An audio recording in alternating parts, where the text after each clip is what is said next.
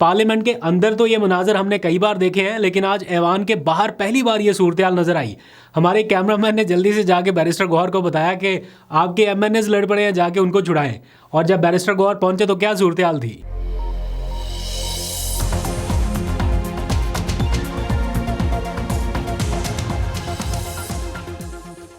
बिस्मिल्लाहिर्रहमानिर्रहीम, अस्सलाम वालेकुम। पाकिस्तान और दुनिया भर में देखने और सुनने वालों को अब्दुल कादिर का सलाम। पाकिस्तान में 23 जनवरी की रात है। वफाकी दारुल-हुकूमत इस्लामाबाद के आसपास अतराफ में सर्दी की शिद्दत ज़रा बढ़ रही है। मरी में बर्फ़बारी हो रही है, नथिया गली में भी यही सूरत हाल है, खैबर पख्तूनख्वा के मुख्तलिफ इलाकों में यही चल रहा है। तो कोई मौसम का हाल नहीं बता रहा, लेकिन चूँकि फुटेजेस हमारे पास मुसलसल आ रही हैं, लोग फंसे हुए हैं बर्फ़ में, तो ज़रा एहतियात कीजिए अगर कोई प्लान बना रहा है मरी नथिया गली जाने के हवाले से। और ख़ास तौर पर तीरा से जो नकल मकानी करने वाले अफराद हैं उनकी भी फुटेजेस देख रहे हैं कि कैसे वो बेचारे मुश्किल का शिकार हैं। इस सख्त मौसम में अपना घर बार छोड़ के उन्हें जाना पड़ रहा है, तो सूबाई हुकूमत उनकी भी मदद कर रही है। मैं देख रहा था कि रेस्क्यू ऑपरेशन भी किया जा रहा है और ओवरऑल इधर मरी में नथिया गली में हर जगह पे लगभग यही सूरत हाल है। तो किसी का इम्तिहान बर्फ़ ले रही है और किसी का इम्तिहान आग ने लिया। अभी मैं कुछ देर पहले फैक्ट्स एंड फिगर्स देख रहा था, गुल प्लाजा वाक़े के आज 7 रोज़ मुकम्मल हो चुके हैं, अभी भी ऑपरेशन मुकम्मल नहीं हुआ। 71 के करीब अफराद जाँबाक हो चुके हैं, जबकि 86 के करीब अफराद अभी भी लापता हैं। बताया गया है कि जो बाकियात मिल रही हैं उनको खाली छूते हैं ना, हाथ भी लगाते हैं तो वो पाउडर बन जाती है, इस शेप में है। मैं फुटेजेस देख रहा था कि इनके लवाहिकीन ने पिछले 7 दिन किस कर्ब में गुजारे होंगे, रोते बिलखते गाड़ियों में बैठे हुए बाहर इंतज़ार कर रहे और एक दूसरे को तसल्लियाँ दे रहे, दिलासे दे रहे, और इस इंतज़ार में कि शायद कहीं से कोई आवाज़ आए और कोई बताए कि आपका प्यारा बच गया है। लेकिन अफसोस कि ऐसा नहीं हो सका। हम सब कहते हैं कि जो अल्लाह को मंजूर, लेकिन इसमें जो गवर्नेंस की नाकामी सामने आई है वो एक सबसे बड़ा फेलियर है। खैर, आगे बढ़ते हैं, ज़रा सियासी मामलात के बारे में बात करते हैं, क्योंकि सियासत में भी गर्मी सर्दी जारी है। आज पार्लियामेंट में कुछ हैरान कुन मनाजर देखने में आए उस वक्त जब पीटीआई के 2 एमएनएस आपस में उलझ पड़े। वजह क्या बनी, क्यों ये सारा कुछ हो रहा था, वो भी आपको बताना है। ऐवान के बाहर तो ये मनाजर थे और ऐवान के अंदर अपोजिशन लीडर का जो चैम्बर है, यानी उनका जो ऑफिस है, वो सियासी सरगर्मियों का महवर बना हुआ है। मौलाना फजलुर रहमान तो कल मिले, आज कौन कौन मिला और क्या वाकई मौलाना फजलुर रहमान को एक बार फिर दावत दी जा रही है ग्रेटर अपोजिशन अलायंस में शामिल होने के लिए? क्या ऐसा कोई फार्मूला हाल ही में पेश किया गया? ये खबरें टेलीविज़न पर चल रही हैं, तो मैंने जानने की कोशिश की, मुतलका लोगों से भी रब्ता भी किया, तो जो एग्जैक्ट इन्फॉर्मेशन है वो आपके सामने रखता हूँ। प्लस आज पार्लियामेंट से ख़वातीन और बच्चों के तहफ़्फ़ुज़ के लिए एक दिलचस्प कानून मंजूर किया गया है, जिसमें ख़वातीन को थोड़ा एम्पावर कर दिया गया और मर्दों को थोड़ा अलर्ट रहने की ज़रूरत है। ख़ास तौर पर अगर कोई दूसरी शादी की धमकी दे रहा है या नफ्सियाती दबाव का शिकार कर रहा है अपनी वाइफ को, या फिर उसे स्टॉक कर रहा है, उसकी जासूसी कर रहा है, तो उनके लिए थोड़ी सज़ाएँ जो है वो तजवीज़ कर दी गई हैं। थोड़ी नहीं, काफ़ी सज़ाएँ हैं, तो वो भी इस व्लॉग का हिस्सा बनाऊँगा। जो कानून साजी की गई है, क्या क्या उसमें और डाला गया है। लेकिन सबसे पहले थोड़ी सी बात करते हैं बोर्ड ऑफ पीस के मामले पर, क्योंकि इस इशू को लेके पार्लियामेंट में बहुत गर्मा गर्म डिबेट जारी है और कुछ इसके ऊपर एतराज़ात आ रहे हैं, कुछ इसके हक़ में दलाइल आ रहे हैं। लेकिन जो 2 कंसर्न इस वक्त आम पाकिस्तानियों के हैं, या सबसे ज़्यादा पूछे जाने वाला सवाल कि क्या वाकई पाकिस्तानी फ़ौज जो है वो गज़ा जा रही है, ट्रूप्स भेजे जा रहे हैं, नंबर 1 ये। दूसरा ये कि क्या वाकई पाकिस्तानी फ़ौज हमास को गैर मुसल्लह करने के लिए अपना किरदार अदा करेगी। इस सारे मामले में पाकिस्तान की रेड लाइंस क्या है, एज अ स्टेट पाकिस्तान क्या करने जा रहा है। अपोजिशन अलग पूछ रही है, अवाम अलग पूछ रही है। हैरान कुन तौर पे मैंने कल आपको बताया था कि पार्लियामेंट का जो यूट्यूब चैनल है जिसके ऊपर तकारीर नशर हो रही हैं, वो ठीक से काम नहीं कर रहा। किसी टेक्निकल ग्लिच की वजह से उसके ऊपर फीड आना बंद हो गई, लाइव बराह रास्त तकारीर वो उसके ऊपर नशर नहीं हो रही, जिसकी वजह से मीडिया भी वो नहीं दिखा पा रहा, क्योंकि एक वाहिद सोर्स है जहाँ से मीडिया वो फीड लेके आपको दिखाता है, वो नहीं आ रही। आज मैंने देखा उस यूट्यूब चैनल के हवाले से एक टिकर चल रहा था जियो के ऊपर कि यूट्यूब चैनल गायब हो गया। मैंने थोड़ी देर पहले सर्च की, चैनल तो मौजूद है लेकिन उसके ऊपर जो वीडियोज़ हैं वो गायब हो गई। 1 महीना पहले की वीडियोज़ शो हो रही हैं, जो लेटेस्ट थी 2 डेज़ अगो या 3-4 दिन पहले, 5 दिन पहले, या इस सेशन की जो वीडियोज़ थी वो वहाँ पे शो ही नहीं हो रही। आई डोंट नो क्या टेक्निकल ग्लिच है, कौन ये कर रहा है, क्यों रिमूव की जा रही है। बहरहाल ये सारा कुछ हो रहा है। खैर, वापस आइए, जो 2 मेन क्वेश्चन है, क्या पाकिस्तानी फ़ौज गज़ा जा रही है, क्या हम अपने ट्रूप्स भेज रहे हैं, क्या हम हमास को गैर मुसल्लह करेंगे, ये सारे सवालात। इसमें जो मालूमात की बुनियाद पर मैं आपको बता रहा हूँ, कोई अजम्पशन नहीं या कोई स्पेकुलेशन नहीं, लेकिन जो मालूमात अब तक हमारे सामने आई हैं उसके मुताबिक ये पता चला है कि ताहाल कोई ऐसा फ़ैसला नहीं हुआ कि ट्रूप्स को भेजा जा रहा है, क्योंकि ट्रूप्स भेजने का जो मरहला है वो अभी बाकी है। वो बहुत टाइम के बाद जाके डिसाइड होना है। उसके TORs क्या होंगे, क्या क्या चीज़ें, उसकी कंपोजिशन क्या होगी, उसका भी काफ़ी टाइम बाकी है।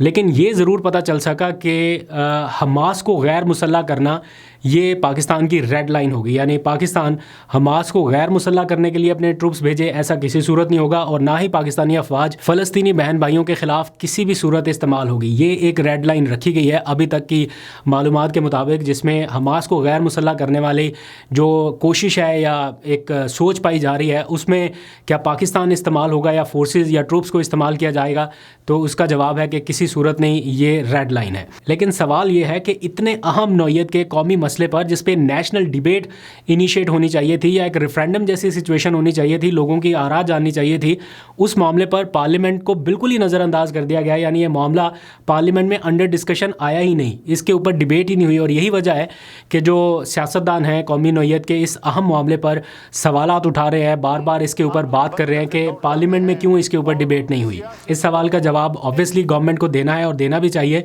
लेकिन जो अभी तक की दस्तयाब मालूमात हैं उनके मुताबिक बोर्ड ऑफ पीस में फौरी तौर पे शमूलियत का फ़ैसला इस तनाजुर में किया गया कि जितनी जल्दी हो सके गज़ा में नस्ल कुशी रुकवाई जा सके और जो डिप्लोमेटिक चैनल है वो यूज़ किया जाए। जहाँ तक बात है ट्रूप्स भेजने की, तो उसके TORs क्या होंगे, कॉम्पोजिशन क्या होगी, उसमें अभी काफ़ी वक्त लगेगा, दिल्ली दूरस्त। आगे बढ़ते हैं, थोड़ी सी बात करते हैं हमारी इंटरनल पॉलिटिक्स की, डोमेस्टिक पॉलिटिक्स जो चल रही है उन मामलात के हवाले से। आज टेलीविज़न पर खबरें चल रही हैं कि महमूद अचकज़ई किसी बड़े सरप्राइज़ के लिए तैयार हैं और 8 फरवरी से पहले पहले वो कोई ग्रेटर अपोजिशन अलायंस बनाना चाहते हैं, और उसके लिए मौलाना फजलुर रहमान से गुज़िश्ता रोज़ उनकी होने वाली मुलाकात जो है वो काफ़ी अहम रही है। उसमें कुछ चीज़ें जो है वो डिस्कस की गई हैं, इस हवाले से कुछ इत्तेहाद बनाने के हवाले से ऑफ़र उनके सामने रखी गई है। तो ये ख़बरें जब चल रही थी तो मैंने मालूम करने की कोशिश की कि क्या वाकई PTI या महमूद अचकज़ई जा रहे हैं मौलाना की तरफ एक बार फिर से। तो अभी थोड़ी देर पहले इस पूरे फ़ैसला साजी में शामिल एक अहम शख्सियत से मैंने रब्ता किया और उनसे मैंने जानने की कोशिश की कि आपका ऑफ द रिकॉर्ड या ऑन द रिकॉर्ड मौक़िफ़ चाहिए। अगर आप कहेंगे तो नाम के साथ, अगर कहेंगे तो विदाउट एट्रीब्यूशन जो है हम ये मौक़िफ़ आपका देंगे। क्या वाकई मौलाना फजलुर रहमान को आपने पेशकश की है ग्रेटर अपोजिशन अलायंस में शामिल होने के हवाले से? तो उनका ये मौक़िफ़ है कि ऐसी कोई ताज़ा तरीन ऑफ़र उनके सामने नहीं रखी गई। मौलाना आए थे ज़रूर मिलने के लिए, वो मुबारकबाद देने आए थे और गैर रस्मी गुफ्तगू उनके साथ ज़रूर रही, लेकिन किसी ताज़ा तरीन ऑफ़र के हवाले से या किसी ऐसे इत्तेहाद के हवाले से कोई बड़ी पेशरफ्त इस मुलाकात में हुई हो, वो कह रहे हैं कि ऐसा बिल्कुल नहीं है।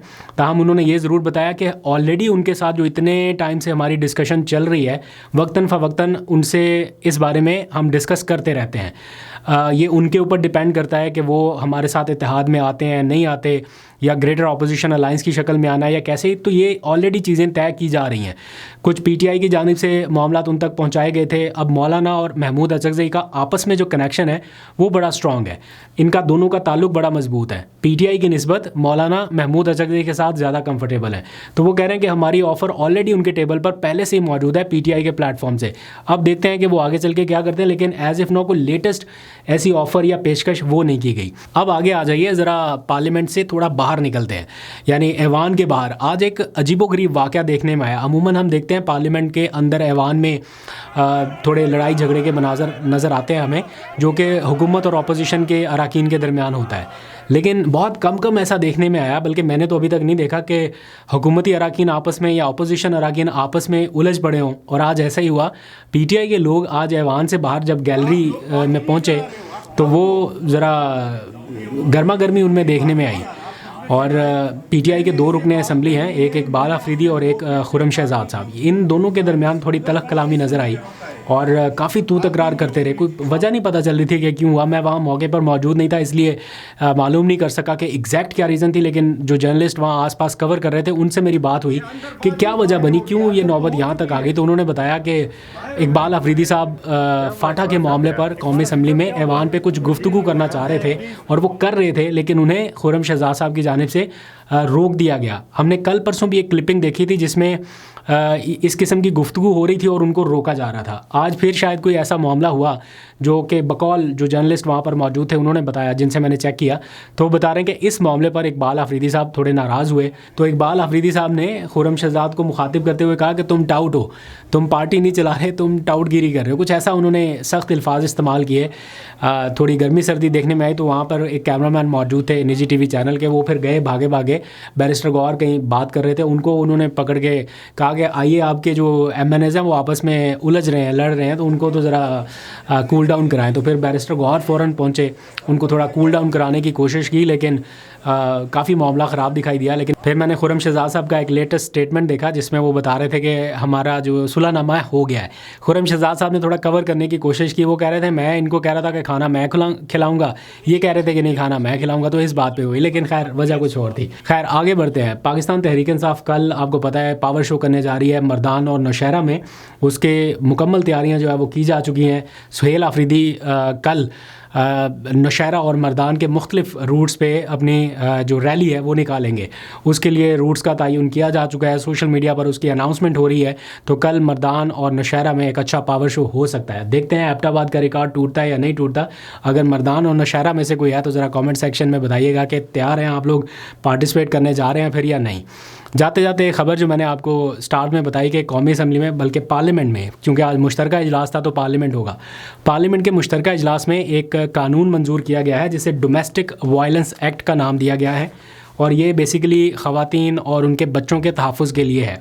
ऐसे मर्दों से जो उनको बार बार धमकी देते हैं कि वो दूसरी शादी कर लेंगे या तलाक दे देंगे समहाउ, तो उनके तहफ़्फ़ुज़ के लिए ये बिल मंजूर किया गया है जिसमें नफसियाती तौर पर परेशान करने या ऐसी धमकियां देने पर 3 साल तक की कैद और 1 लाख रुपए जुर्माना हो सकता है।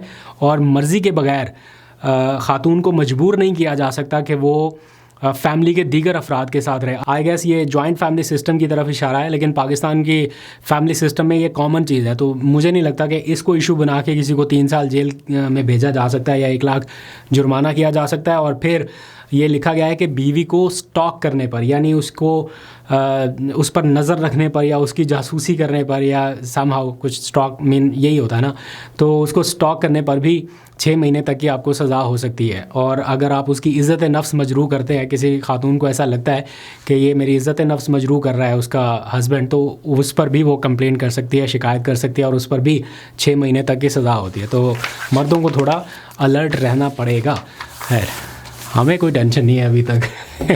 अभी तक के लिए इतना। अपना बहुत सा ख्याल, मैं टेंशन की बात इसलिए करूँ कि अभी तक हमारी शादी नहीं है, तो जब होगी तब देखी जाएगी। अपना बहुत सा ख्याल रखिए। अभी तक के लिए इतना ही। अल्लाह हाफ़िज़।